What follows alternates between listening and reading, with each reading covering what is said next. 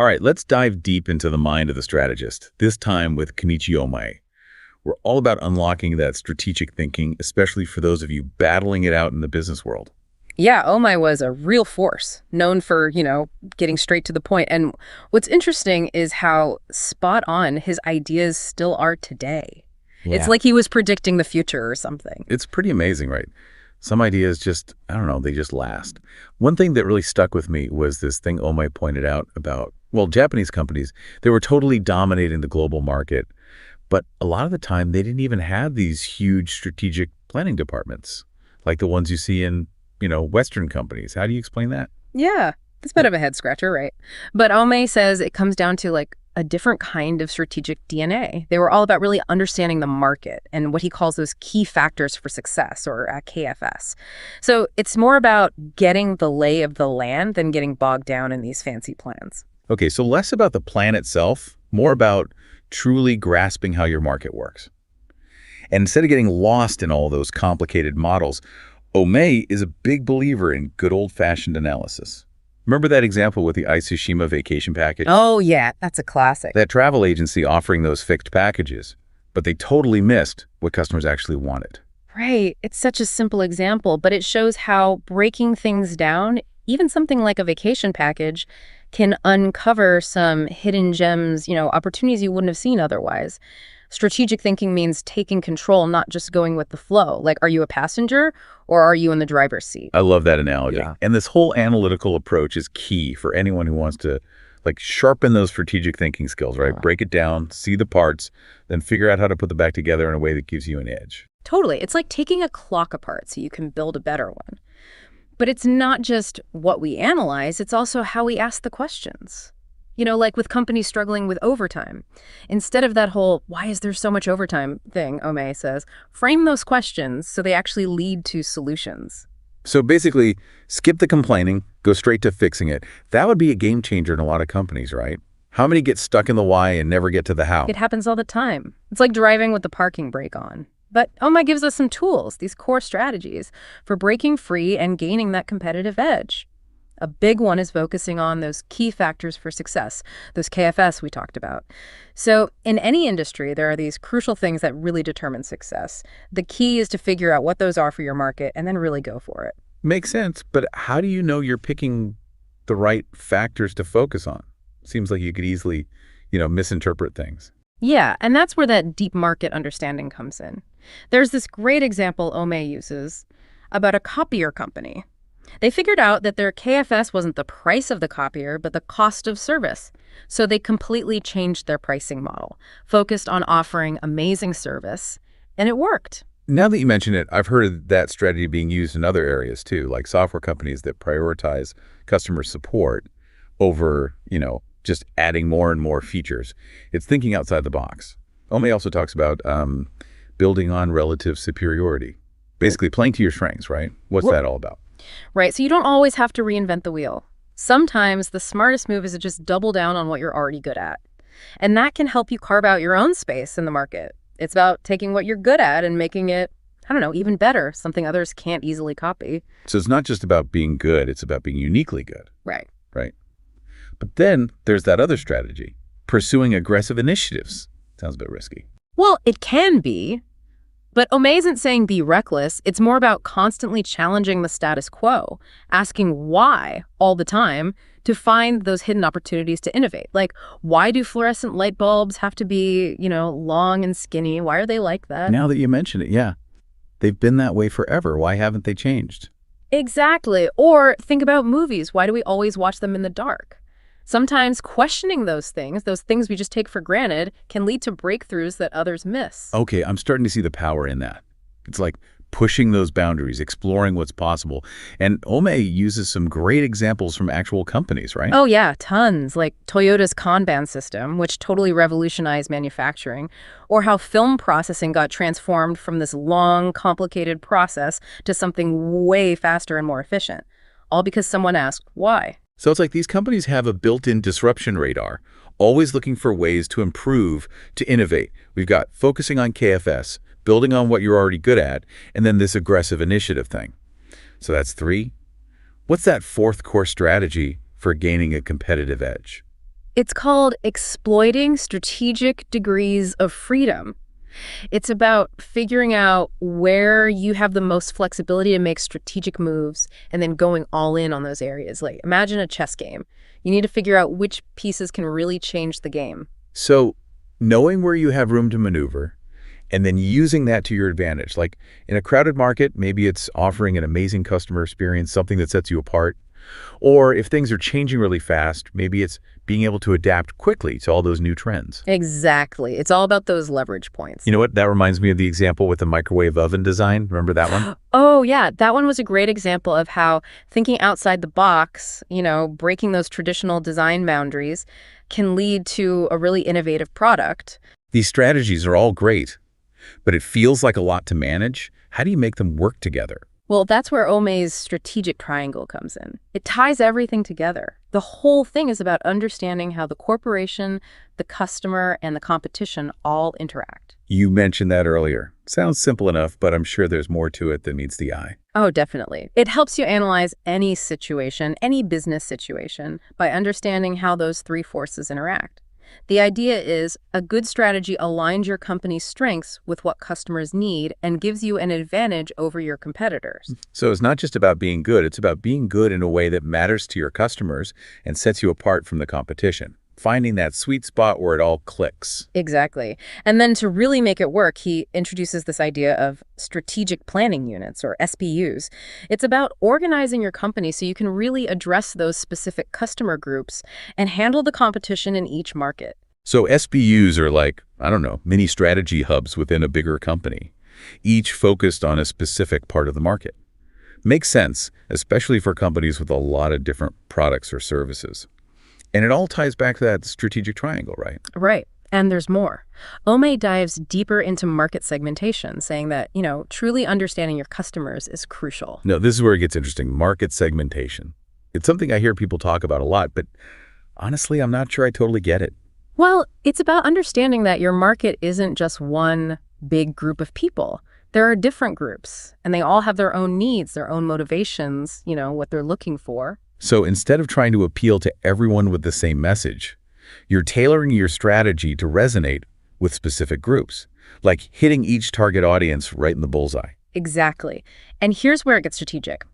Ohmae says companies often lose market share not because of direct competition, but because they don't keep up with how these market segments change. So it's like the ground is shifting under your feet, and if you're not paying attention, you're going to fall behind. He uses a good example of a truck manufacturer that had a tough time because they didn't realize that more and more people were buying trucks for personal use, not just for work. So even if you're doing everything else right, if you're not aligned with what your target market actually wants, you can still lose.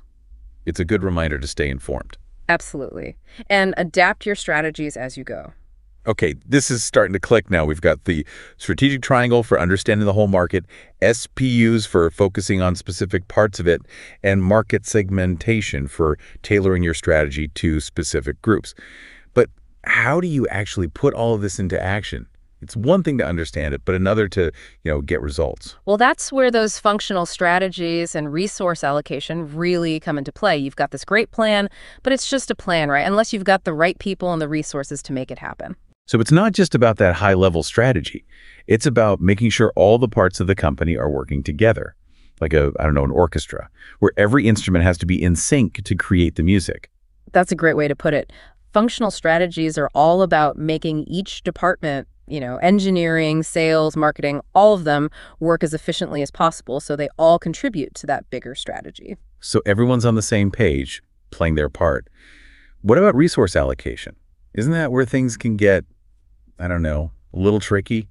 Every department probably thinks they deserve the biggest chunk of the budget. Oh, yeah, for sure. Resource allocation is where the decisions really matter. You've got a limited amount of, everything, time, money, people.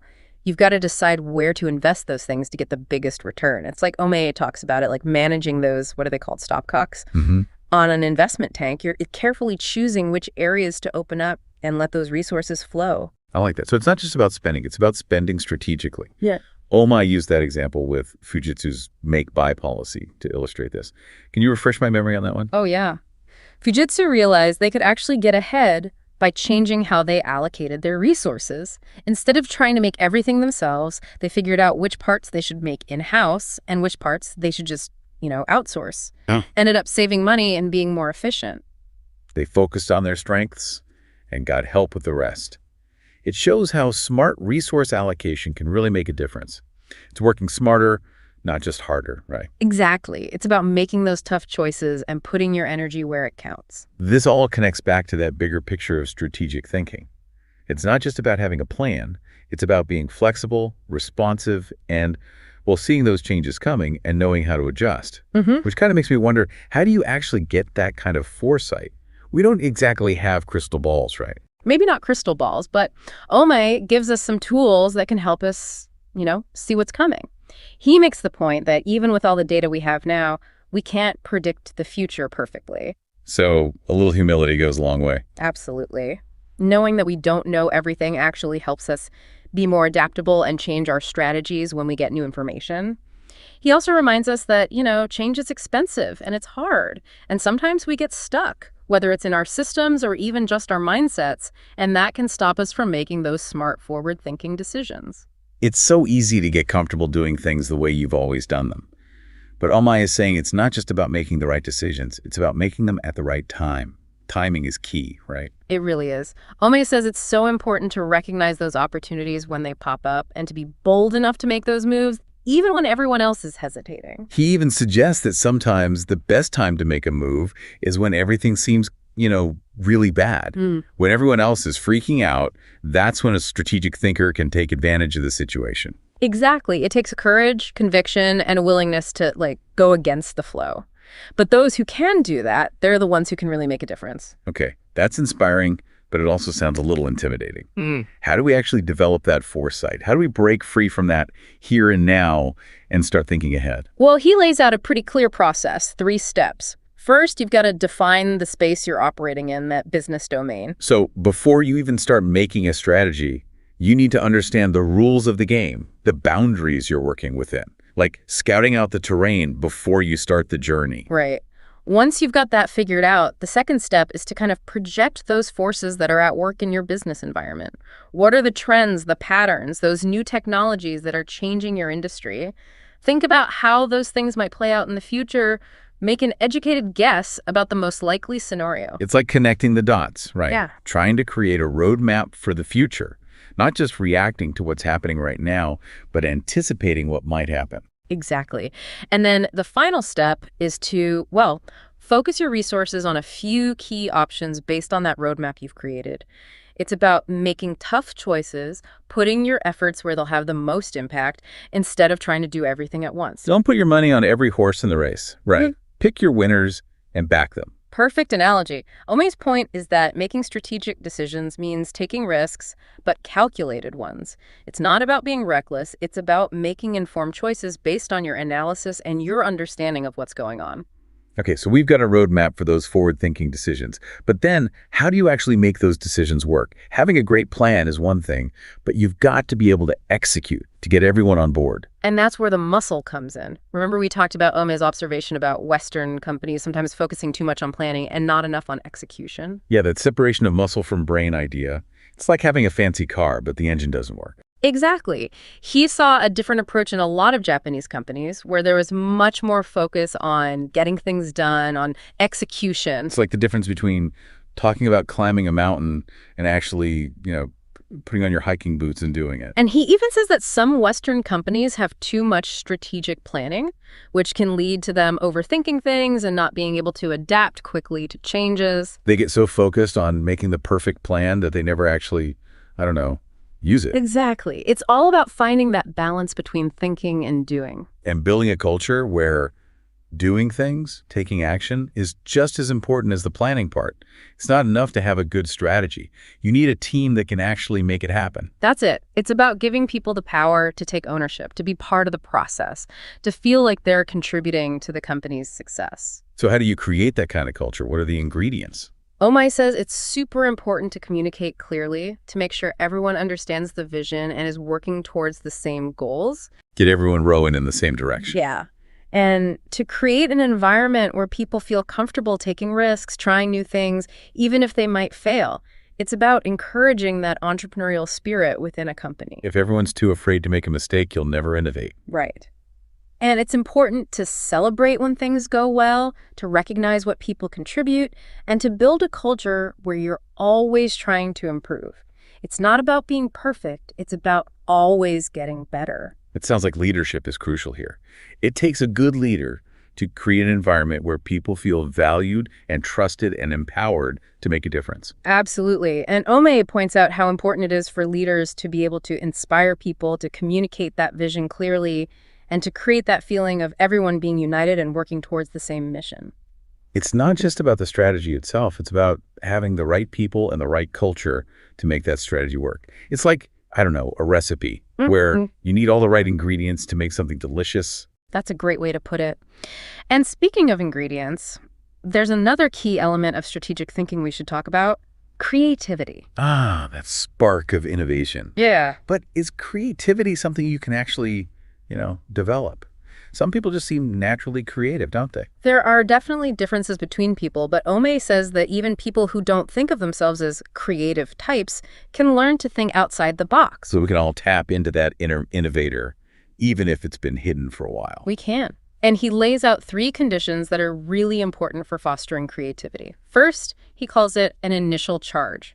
It's that spark of inspiration, that burst of energy you get when you're excited about an idea or a problem. Like when you stumble on an idea and you can't stop thinking about it. Exactly. That's what gets the creative process going. But just having that spark isn't enough. You also need what he calls directional antenna. So you need to be able to see where the idea might lead.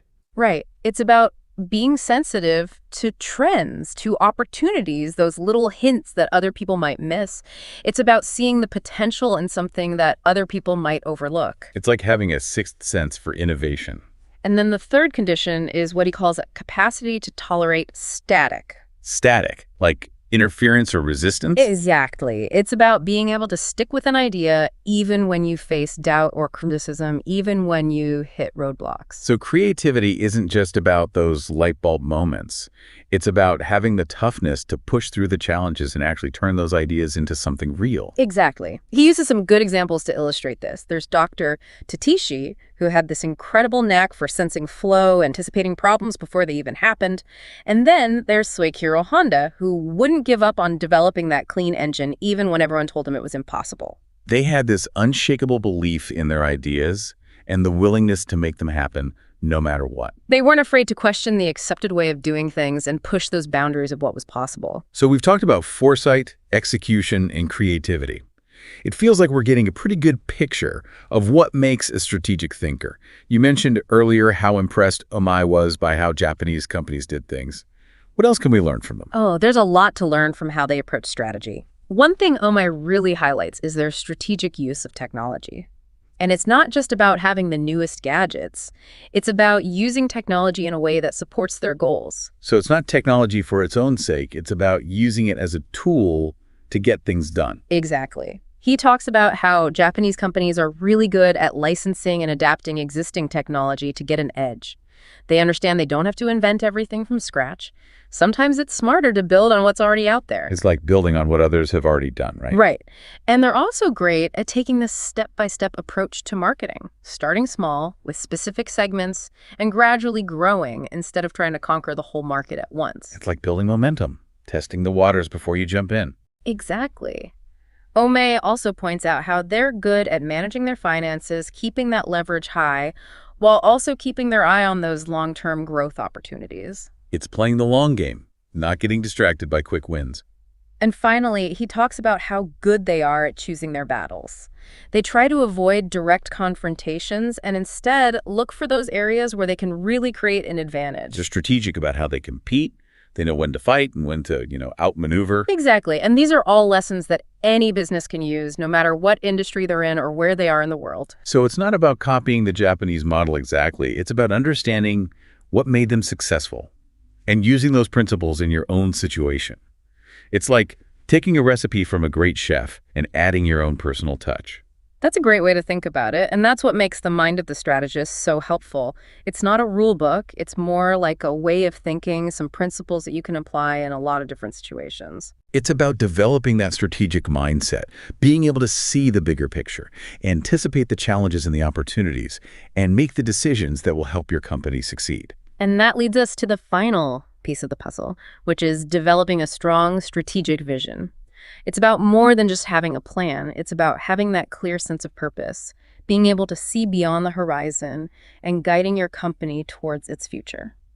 All right, so we're back. We've been covering a lot of ground with Kenichi Ohmae's The Mind of the Strategist, from those key factors for success to navigating that strategic triangle. And we've talked about how to, develop foresight, how to execute effectively, and even how to spark that creativity. But now it's time to tackle the big one, strategic vision. We hear that phrase all the time, but what does it really mean? To have that crystal clear sense of where you're going, being able to see beyond what's right in front of you and guide your company towards those big goals.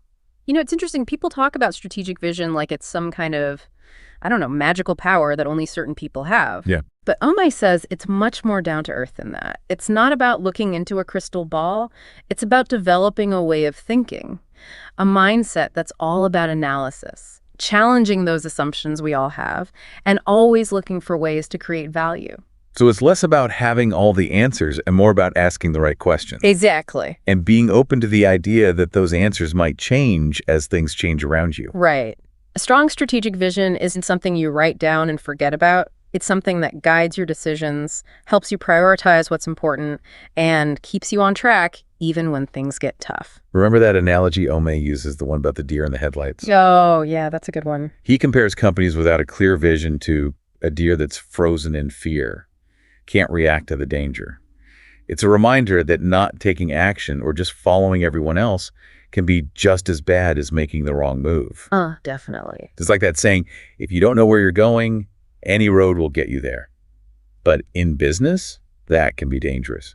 It can be fatal.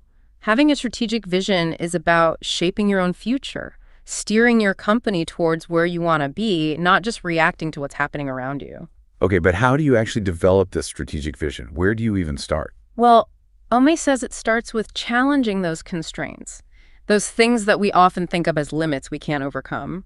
It's about pushing past those boundaries, questioning those assumptions that might be holding us back. So asking, what if those limits didn't exist? Like giving yourself permission to dream big, even if it seems impossible right now. Exactly. And then figuring out how to deal with those obstacles. It's about being ambitious, but also having a plan to make it happen. So it's like having both the big dream and the practical steps to get there. Right? It's not just about those external constraints, though, right?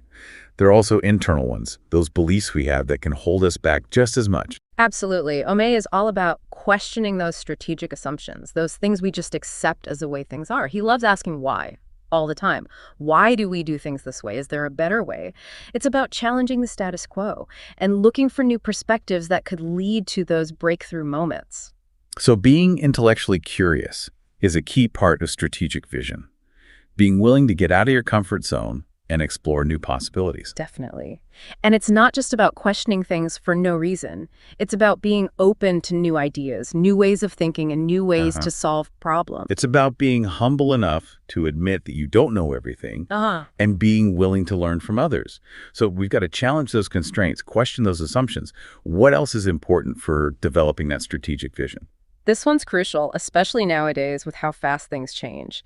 Ohmae talks about how important it is to anticipate those future trends, to understand the forces that are shaping the world and how they're going to affect your company in the long run. So it's about being proactive, staying ahead of the game, instead of just reacting after something has already happened. It's like surfing. You've got to see the wave coming to stay on top of it. Exactly. It's about developing those directional antennae we talked about earlier, being able to pick up on those little signals, connecting the dots between things that might seem unrelated to get a better sense of what's coming next. It's like detective work. Right. And then you use those insights to make your decisions, to guide your actions, to make sure your company is ready for what's coming. So strategic vision is about knowing where you want to go, being willing to question what you think you know, and being able to see those future trends coming.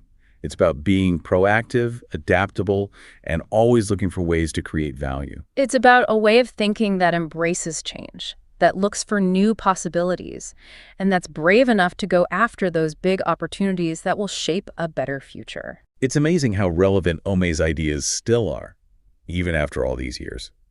So as we wrap up our deep dive into the mind of the strategist, what are some of the key things our listeners should remember? Well, he reminds us that strategic thinking isn't a one-time thing. It's an ongoing process. You've got to keep analyzing the situation, adapting your approach, and being willing to challenge those assumptions that might be holding you back. It's about always thinking analytically, being open to new ideas, and having the courage to make those bold decisions that will differentiate you from everyone else. And remember, even the best strategy in the world is useless if you don't have the right people and the right culture to make it happen. Ohmae's insights are so powerful for navigating the business world, and they're not just for CEOs or executives. These are principles that anyone can use at any level in any industry. So as you go on your own strategic journeys, remember to think analytically, challenge those assumptions, and cultivate that strategic vision that will guide you to success. And never stop learning and growing. Thanks for joining us on this deep dive into the mind of the strategist. Until next time, keep those strategic minds sharp.